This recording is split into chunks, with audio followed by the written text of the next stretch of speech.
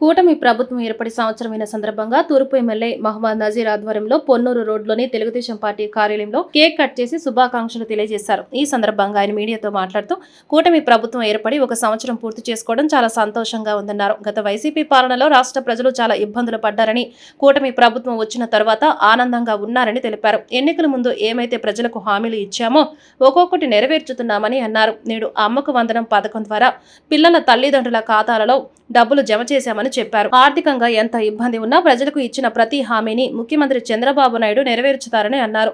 కూటమి చేస్తున్న మంచి పనులను నాయకులు, కార్యకర్తలు ప్రజల్లోకి తీసుకెళ్లాలని కోరారు.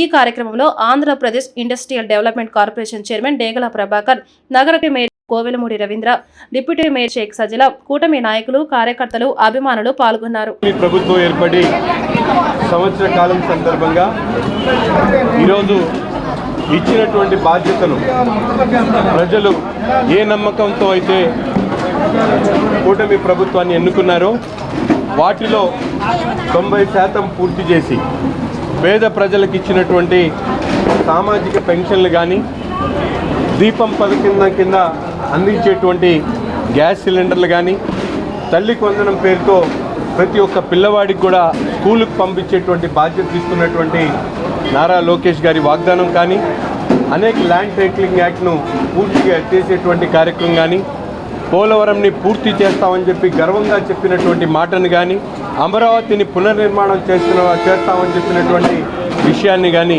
ఈరోజు పూర్తి చేసుకున్నామని చెప్పి గర్వంగా చెప్పుకోవడానికి ఈ సందర్భాన్ని మీ అందరి ముందు పెట్టుకున్నాం.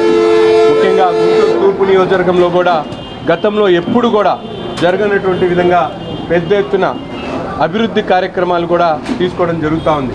దాదాపు 23 కోట్ల రూపాయలతో కార్పొరేషన్కి సంబంధించినటువంటి లైట్ల దగ్గర నుంచి, డ్రైన్ల దగ్గర నుంచి, రోడ్ల దగ్గర నుండి అభివృద్ధి చేసేటువంటి ఆలోచనతో పాటు గత 5 సంవత్సరాల్లో ఒక్క రూపాయి కూడా నిధులు ఇవ్వకుండా బ్రహ్మానంద రెడ్డి స్టేడియాన్ని పక్కన పడేస్తే ఈరోజు దాదాపు 90 లక్షల రూపాయలతో ప్రహరీ గోడను దానికి కావాల్సినటువంటి అభివృద్ధి కార్యక్రమాలని ముందు పెట్టడమే కాకుండా పూర్తి స్థాయిలో 100 కోట్ల రూపాయలతో అభివృద్ధి చేయడానికి డిపిఆర్ని కూడా రెడీ చేయడం జరుగుతుంది. అంతేకాకుండా ముఖ్యంగా అనేక విషయాల్లో గవర్నమెంట్ హాస్పిటల్కి సంబంధించి గతంలో ఎప్పుడు లేనటువంటి విధంగా ఒక కొత్త ఒరవడితో కార్పొరేట్ సోషల్ రెస్పాన్సిబిలిటీ ద్వారా 30 కోట్ల రూపాయలు ఈరోజు ప్రభుత్వ ఆసుపత్రికి తీసుకొని వచ్చి ఒక పక్కన ట్రామా కేర్ సెంటర్తో పాటు జిమ్ఖానా ఏదే మాతా శిశువు కేంద్రంతో పాటు ఇంకో పక్కన తులసి రామచంద్రబాబు గారి సహకారంతో సర్వీస్ బ్లాక్ను పూర్తిగా నిర్మించేటువంటి కార్యక్రమం, 17 ఓపీ సెంటర్లతో పాటు 40 కంప్యూటర్లు, అలాగే 80 ఏసీలు, ఈ విధంగా ఎప్పుడు గతంలో కూడా కనీ విని ఎరగని రీతిలో ఈరోజు కార్పొరేట్ సోషల్ రెస్పాన్సిబిలిటీ ద్వారా నిధులు తీసుకొని రావడం కాకుండా నాట్కో సెంటర్కి అవసరమైనటువంటి 100 పడకల ఆసుపత్రిని నిర్మించేటువంటి కార్యక్రమం.